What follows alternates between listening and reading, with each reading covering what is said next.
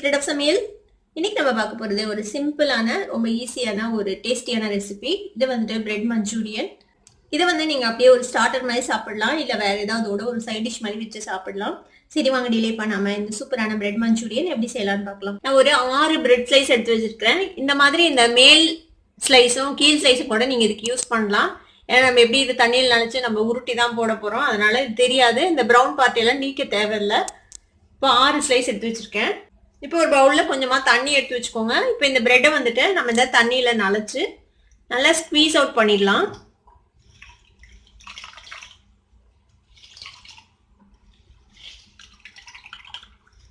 நல்லா ஸ்குவீஸ் பண்ணிட்டு ஒரு பவுல்ல போட்டுக்கோங்க.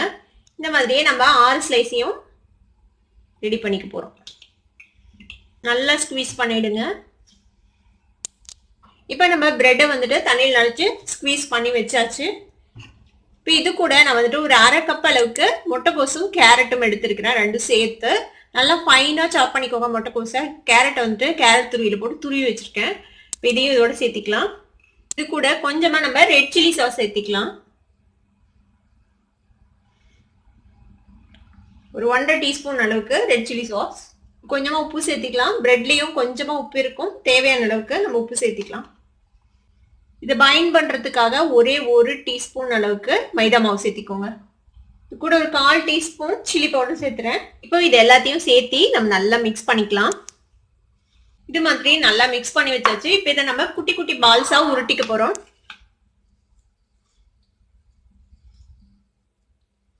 இந்த அளவுக்கு எடுத்து குட்டி குட்டி பால்ஸா உருட்டிக்கலாம்.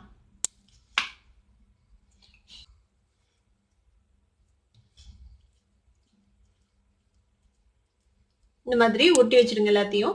இப்போ எல்லா பால்ஸையும் நம்ம உருட்டியாச்சு. இப்போ இதை வந்துட்டு நம்ம டீப் ஃப்ரை பண்ணிக்க போறோம். எண்ணெய் சூட வச்சிருக்கேன். இப்போ எண்ணெய் சூடா இருக்கு. இப்போ இதுல வந்துட்டு நம்ம உருட்டி வச்சிருக்கிற இந்த பிரெட் பால்ஸை போட்டுடலாம்.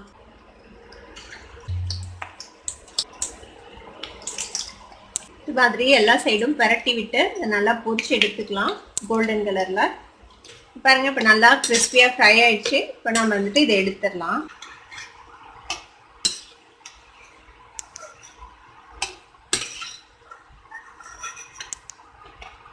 இது மாதிரி எல்லா பிரெட் பால்ஸையும் நம்ம பொரிச்சு எடுத்துக்கலாம்.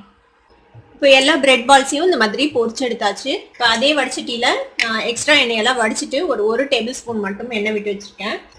இதுக்கு நான் என்னென்ன நறுக்கி வச்சிருக்கேன் அப்படின்னு சொல்லிட்டேன். இதுக்கு வந்துட்டு கொஞ்சமா இஞ்சி இந்த மாதிரி ஃபைனா சாப் பண்ணி வச்சுக்கோங்க. அதே மாதிரி பூண்டு கொஞ்சம் நிறைய அரிஞ்சு வச்சுக்கோங்க. இந்த மாதிரி ஃபைனா 2 பச்சை மிளகாய் இந்த மாதிரி பொடியா நறுக்கி வச்சுக்கோங்க. ஒரு பாதி வெங்காயம் அதையும் பொடியா நறுக்கி வச்சுக்கலாம். குடமிளகாவை இந்த மாதிரி சின்ன சின்ன டைசஸா நறுக்கி வச்சிருக்கேன். இது வந்துட்டு செலரி, இது இருந்தா போடுங்க, இல்லைன்னா ஸ்ப்ரிங் ஆனியனோ இல்லைன்னா கொத்தமல்லி தலையோ நீங்க போட்டுக்கலாம் கடைசியா போட்டிருக்காங்க. இப்போ என்ன சூடாயிடுச்சு. இப்போ இதுல வந்துட்டு நம்ம ஃபர்ஸ்ட் இந்த இஞ்சியும் பூண்டும் சேர்த்திக்கலாம்.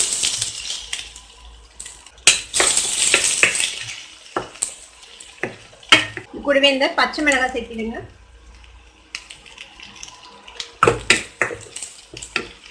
வெங்காயம் சேர்த்திடலாம். வெங்காயத்தையும் இந்த இஞ்சி பூண்டோட சேர்த்து வதக்கி விட்டுடலாம். கூடவே இந்த குடமிளகாவும் சேர்த்திடலாம்.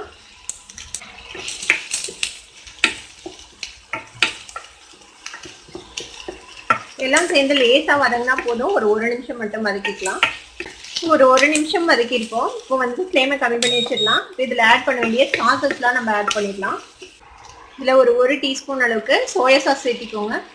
1 டீஸ்பூன் ரெட் சில்லி சாஸ் சேர்த்திக்கலாம். டொமேட்டோ சாஸ் ஒரு 1/2 டீஸ்பூன் சேர்த்திக்கலாம். நீங்கள் வந்துட்டு ஒரு 1/2 டீஸ்பூன் அளவுக்கு சேர்த்திக்கோங்க. கொஞ்சமாக பெப்பர் பவுடர் சேர்த்திக்கலாம். ஒரு 1/2 டீஸ்பூன் பெப்பர் பவுடர், ஒரு 1/2 டீஸ்பூன் ரெட் சில்லி பவுடர் சேர்த்திக்கலாம். இது எல்லாத்தையும் சேர்த்து இதில் மிக்ஸ் பண்ணி விட்டுருங்க. இந்த சாஸ்ல எல்லாமே உப்பு இருக்கும், அதனால நம்ம கம்மியாக உப்பு சேர்த்திக்கலாம். அதில் ஒரு டீஸ்பூன் கார்ன்ஃப்ளவர் வந்துட்டு 2 டேபிள் ஸ்பூன் தண்ணியில் கரைச்சி வச்சுருக்கேன். இந்த மாதிரி நல்லா மிக்ஸ் பண்ணி விட்டு அந்த தண்ணி இதில் விட்டுடலாம். இன்னும் கூட கொஞ்சமாக தண்ணி விடலாம், ஏன்னா அது பிரெட் பால்ஸுங்கிறதுனால உள்ள அப்சர்வ் பண்ணிடும் தண்ணி எல்லாத்தையும். இது எல்லாத்தையும் நல்லா மிக்ஸ் பண்ணி விட்டுருங்க. இது கொஞ்சம் திக்காகட்டும். சாஸ் நல்லா வெந்து இங்கே பாருங்க நல்லா திக்காயிடுச்சு. இப்போ இந்த ஸ்டேஜில் நம்ம பொரிச்சு வச்சிருக்கிறேன் இந்த பிரெட் உருண்டைகளை போட்டுடலாம். இதையும் இதோட சேர்த்து நல்லா மிக்ஸ் பண்ணி விட்டுடலாம். இது ஒரு 2 நிமிஷம் இப்படியே மீடியம் ஃப்ளேமில் வச்சு நல்லா மிக்ஸ் பண்ணி விடுங்க. இதுக்கு மேலே இந்த செலரி சேர்த்திடலாம்.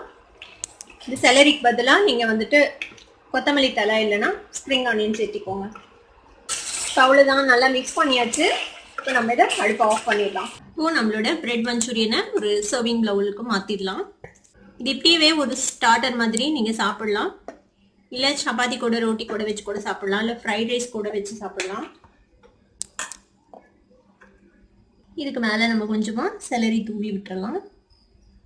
அவ்வளோதான், நம்மளோட சூப்பரான பிரெட் மஞ்சூரியன் இப்போ ரெடி ஆயிடுச்சு. நீங்களும் ட்ரை பண்ணி பாருங்கள். ட்ரை பண்ணி பார்த்துட்டு எப்படி இருந்தது அப்படின்னு கமெண்ட்ஸ் ஃபீட்பேக் கொடுங்க. இந்த வீடியோ உங்களுக்கு பிடிச்சிருந்தா சப்ஸ்கிரைப் பண்ணுங்கள். பக்கத்தில் இருக்க பெல் ஐக்கானை கிளிக் பண்ணுங்கள். அப்போ தான் என்னோட நோட்டிஃபிகேஷன்ஸ் உடனே உங்களுக்கு வந்து சேரும். லைக் பண்ணுங்கள், ஷேர் பண்ணுங்கள். தேங்க்யூ ஃபார் வாட்சிங் வீடியோ வியூவர்ஸ். Bye bye.